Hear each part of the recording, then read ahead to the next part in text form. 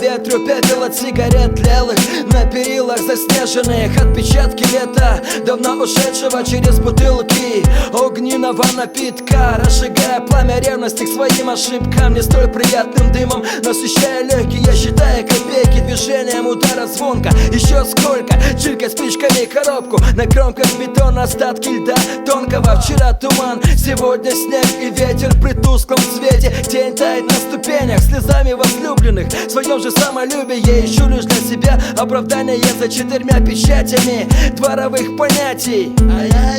Жертву следующих партий, запах табака, смог, прищурив глаза, дабы сдержать слезы от едкого дыма. Среди серых стен с именами и датами попавших в плен, убитых градусами.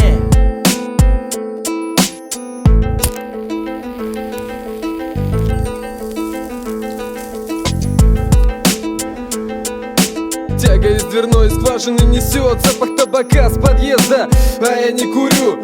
Ощутил зависимость и бросил эту хуйню на яркий солнцесвет. Смотреть не могу, хочу спать, но не спится. В моей голове муть. Температура тела рук вчерашнего вечера. Холодно было, а мы гуляли плохо одетыми это лето.